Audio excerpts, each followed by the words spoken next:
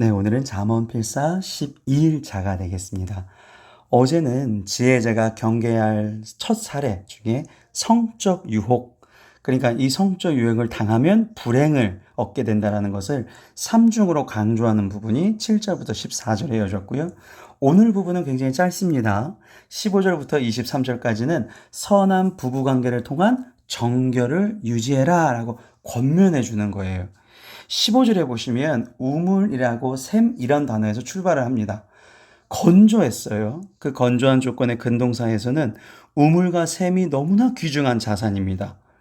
이삭의 우물 사건이 창세기 26장 정도에 나오는데 이삭은 우물 때문에 고난을 당하는데 고난을 당할 때마다 우물을 덮어버리면 딴 데 가서 우물을 다시 만들고 했단 말이에요. 그러니까 이게 굉장히 말이 안 되는 장면인 게 우물이 너무나 귀했어요. 이 당시에는.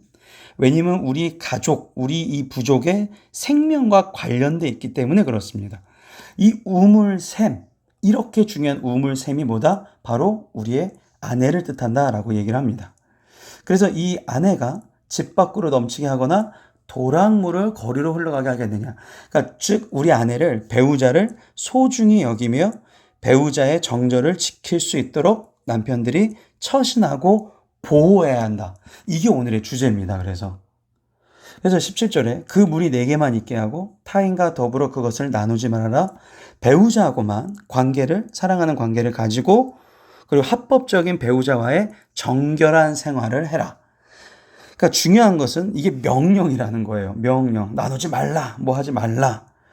그러니까 이걸 명령이라는 뜻을 생각하시고 뒤에까지 보시면 되는데 18절에 내 셈으로 복되게 하라. 여기서 셈은 아내라고 말씀드렸어요. 복되게는 복이 있다라는 거죠. 우리 아내, 하나님께서 나와 맺어주신 그 아내로 인하여 내가 복이 있어진다. 자기는 내 말만 들으면 자다가도 떡이 나와 맞는 얘기라는 거예요. 그래서 그런 얘기를 부인분들이 하실 때 남편분들은 아멘 해야 될 수밖에 없는 얘기인 거죠. 이게 원어가 그렇다는 거예요. 원어가. 저도 좀 우리 아내가 오늘 이 말씀을 보고 어떤 얘기를 할지가 걱정되긴 하지만 원어적인 하나님의 말씀이 그렇다라는 걸 전달해 드립니다. 네가 젊어서 취한, 이거 왜 그래야 되느냐? 그 이유는 아내가 젊음을 남편에게 바쳤기 때문에 그렇다라는 것이죠. 이게 원어적인 해석이 그렇습니다. 젊어서 취한. 물론 남자분들도 젊음이 되게 중요한 부분이긴 하지만 특히나 우리 여성분들은 요즘에 이제 안티에이징이라 그러지 않습니까? 더 젊어지고. 그러니까 그 젊음이 굉장히 상징성이 중요한데 그 젊음을 남편을 위해서, 우리 자녀를 위해서 바쳤다라고 표현이 되죠. 그렇기 때문에 아내를 더욱더 귀중히 여겨야 된다. 남편을 통한 아내의 행복. 남편이 아내로 하여금 영육 간의 풍성한 축복을 누릴 수 있도록 이끌어라라는 것입니다. 남편들이 내가 너무 이 집안을 위해서 희생하는 거 아닌가? 하나님의 명령이 그렇다는, 그렇게 해야지만 이 집안에 아까 얘기했죠, 복되게 복이 있다라고 해석을 할 수가 있습니다. 아내는 어떤 아내입니까? 19절에 그는 사랑스러운 암사슴. 여기서 암사슴은요 아이엘레트라 그래서 성숙한 영양이에요. 그러니까 긴 다리와 큰 눈을 가진 성숙한 영양. 그 다음에 아름다운 암노루. 이 암노루가 그냥 우리가 생각하는 노루가 아니라 우리나라식으로 따지면 건강하고 날렵한 야생 염소에 빗댄다고 합니다. 네. 그런 아내를 어떻게 해야 돼요? 항상 족하게 여기며, 이 족하게가 흠뻑 마시다라는 뜻을 가지고 있고요. 그의 사랑을 항상 연모하라, 즉 취하다라는 뜻을 가지고 있습니다. 그러니까 아내가 아름다워서 사랑하는 것이 아니라 아름답다고 여기고 사랑으로 흠뻑 취해라 라는 것입니다. 저도 취해본 적은 없지만 약간 알딸딸하면 더 이뻐 보일 수 있단 말이죠. 그러니까 어떻게 보면 잠언 5장 19절은 정말로 우리 아내가 눈, 코, 입, 정말 젊음이 이뻐서 아름다운 게 아니라 아름답다고 여길 정도로 사랑에 흠뻑 빠져라. 왜 사랑을 하면 다 이뻐 보이지 않습니까? 사랑을 하면 콩깍지가 씌었다 그러는데 그만큼 우리 아내를 정말로 배우자를 사랑해라 라는 뜻으로 해석하실 수가 있습니다. 20절은 내 아들아 어찌하여 음녀를 연모하며 어찌하여 이방계집, 그러니까 이방계집이 자꾸 왜 나오느냐? 옛날에 땅의 신들을 통해서 풍성한 수확을 바라는 종교의식에서 이방 계집들이 그 매춘하는 장면이 나와요. 그러니까 그 매춘을 합법화하기 위해서 그런 종교 의식을 만든 거죠.